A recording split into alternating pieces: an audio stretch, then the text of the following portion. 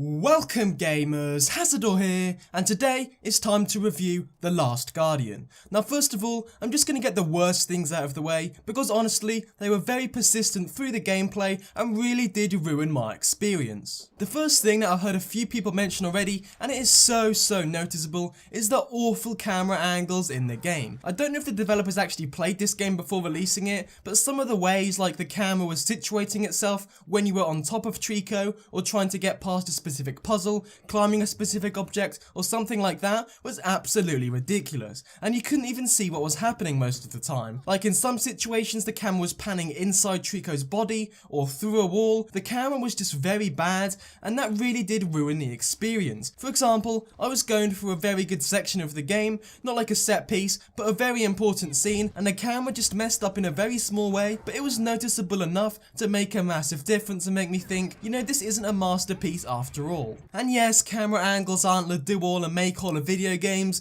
but it was this very little thing that kept pestering me all the way through. The next thing I'm going to tell you that is probably one of the worst things about the game is the bad controls and the way Trico responds to you. In this game you can press R1 on your DualShock 4 to tell Trico to do certain things, to like jump onto obstacles, to charge through obstacles, to sort of just come towards you, and a lot of the time, in my experience anyway, it was most of the time, he tended to ignore everything I said. Yes, some people say that it makes it more realistic because Trico's like a real life cat or a dog that doesn't listen to you all the time, but in a video game, when you have to press a button 6, 7, 8 times to actually put the command into the game, it's just frustrating and unnecessary in my opinion. Now that I've got the worst things out of the way, let me tell you that this game is an absolute masterpiece in the things it does well. The best thing about the game and the standout thing is of course Trico. This animal is just amazing and so lovable. From the moment you meet him, you're a bit wary of him, you don't really know how he's going to react to you,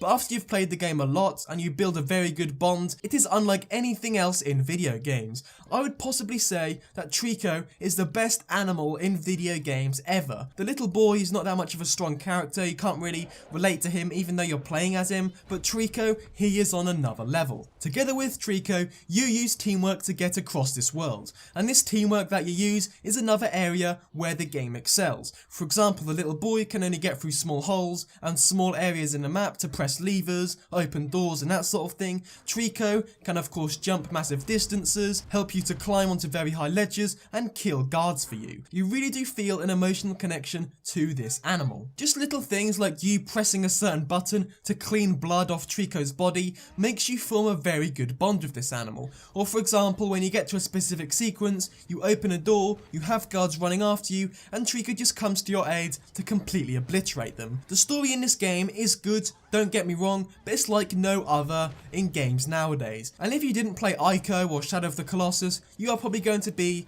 quite sort of, not underwhelmed, but very surprised of how this story actually plays out, because there's no dialogue, there's few characters, but it's a story told through silence and actions. And to be honest, it's done very well. You don't need great voice actors or anything like that to put out a very good story, and The Last Guardian has proven that very convincingly. Now as for the gameplay, what do you actually do?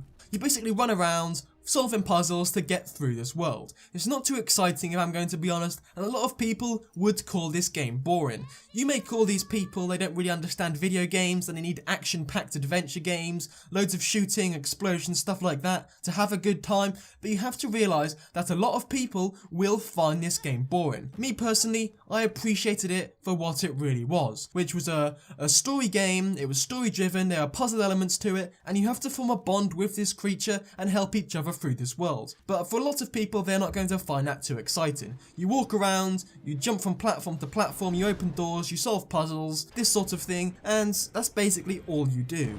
There are another few negatives to go over, but they're not massively negatives. The first thing is that you may not enjoy this game simply because it's not for everybody. Like it or not, a lot of gamers will find this game kind of boring, and for me, I didn't find it boring, but I found it a little bit lackluster. Another thing that I noted quite quickly was that it's not massively graphically impressive. It was originally developed for the PlayStation 3, and then it moved on to the PS4, and quite honestly, it does look a little bit like a PS3 graphics sort of quality game, and the environment and the textures themselves are also a little bit bland. You're either in a castle where it's all brown and dark and shadowy places everywhere, or either you're in the outside in the open air with trees everywhere and the sort of yellowy light on the screen. These are basically the only two places you are. There are other few things, like for example you're in water, underwater sequences, but most of the time you're either in the castle or outside. But overall, as my verdict, I'm just going to say that this isn't really my sort of game. I found it a little bit lackluster in terms of action for my liking, but of course that is my personal opinion. That doesn't mean the game lacks any quality at all. And the little things I mentioned at the start, like the bad camera angles and the controls that are very frustrating, those things hold it back from being a masterpiece. And they are only two little things, and you may say that they're not big enough to hold it down a lot, but in my personal opinion, they are. I can't give this game any more than a 7.5 out of 10. It is close to a masterpiece, and there's not much wrong with it, but the things that are wrong with it really do ruin the experience for me. But anyway guys, thank you for watching, like, comment, and subscribe for more.